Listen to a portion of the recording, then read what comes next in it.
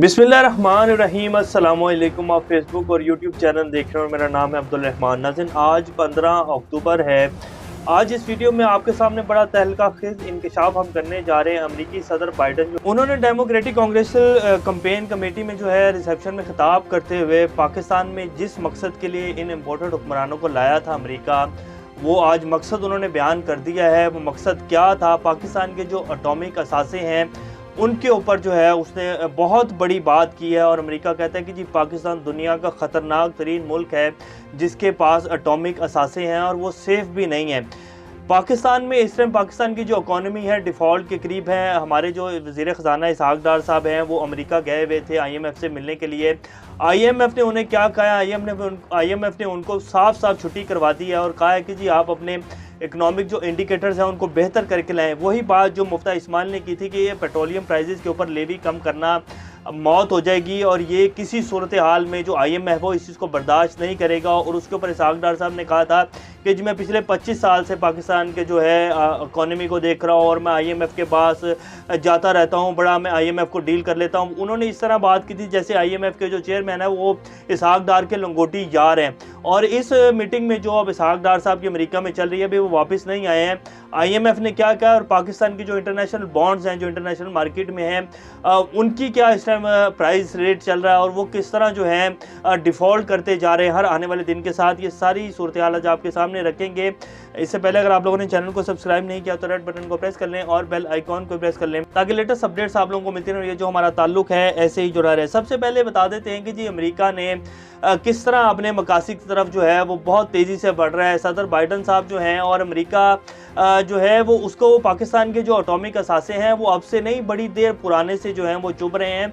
और अगर पाकिस्तान के पास ये एटॉमिक असासे ना होते, पाकिस्तान एक एटमी मुल्क ना होता तो कब से अल्लाह ना करे कब से जो है इंडिया जो है कब से पाकिस्तान के ऊपर चढ़ दौड़ता और कब से इंडिया और अमेरिका जो है अपने मकासद में कामयाब हो जाते। ये सिर्फ पाकिस्तान के पास एटॉमिक असासे हैं, पाकिस्तान एक एटमी मुल्क है तो आज पाकिस्तान बचा हुआ है। वरना हमारे सियासतदानों ने पाकिस्तान की इकॉनमी को लेकर जो है कोई कसर नहीं छोड़ी और जो है ग़ुलामी की भी जो है इन्होंने हर हद पार कर दी है।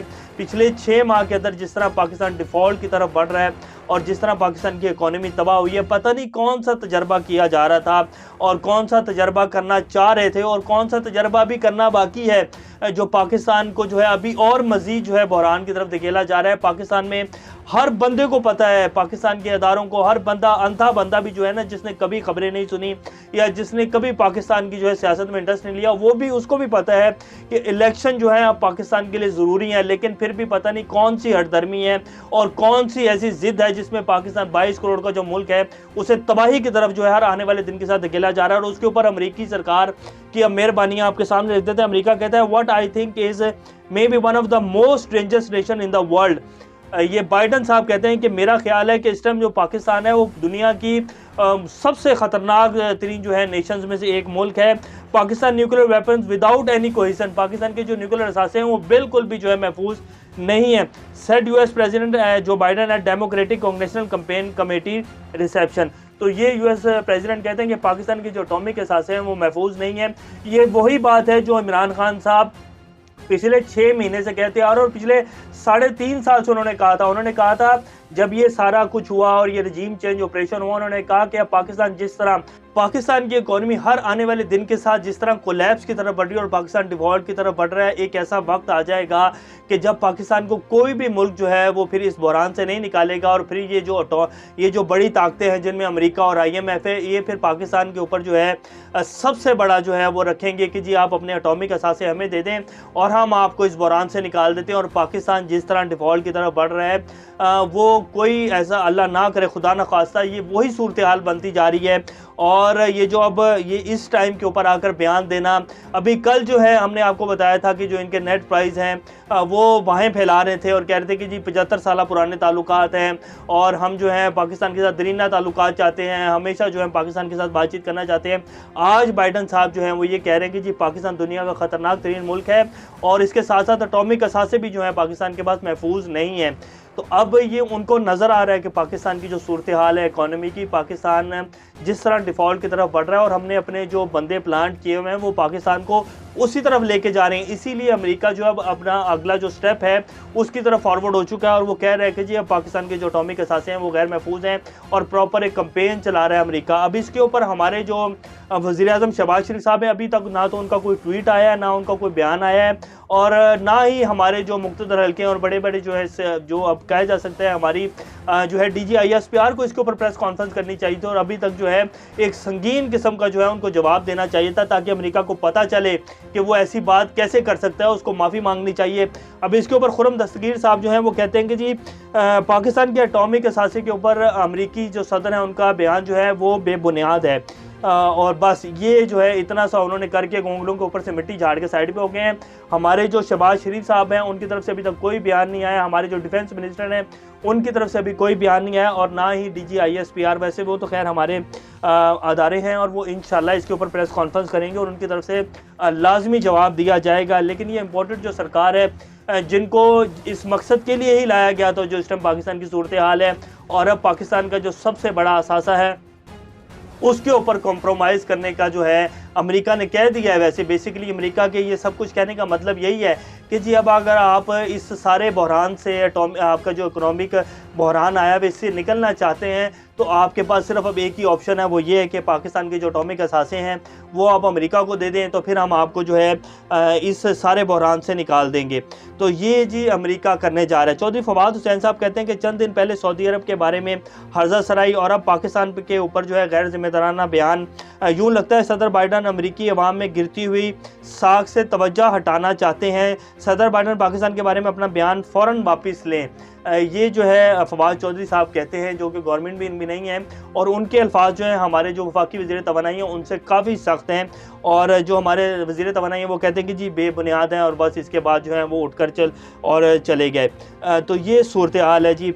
वैसे अमेरिका की जो इस टाइम सूरत हाल है और जिस तरह थोड़े दिन पहले सऊदीया को भाई कहा, MBS को कहा कि जी सऊदीया को बड़ी संगीन जो है वो नताइज भुगतने पड़ेंगे। ओपेक की ऑयल प्राइसेस को जो उसके ऊपर एक बड़ा हंगामा अमेरिका ने खड़ा किया और कहा कि जी ये जो है बिल्कुल जो है अब सऊदीया जो है ये रूस को फ़ायदा देना चाहता है तो इसके ऊपर सऊदीया को संगीन नताइज भुगतने पड़ेंगे और सऊदीया को जो असली की सप्लाई दे रहा था अमेरिका वो भी बंद कर दी।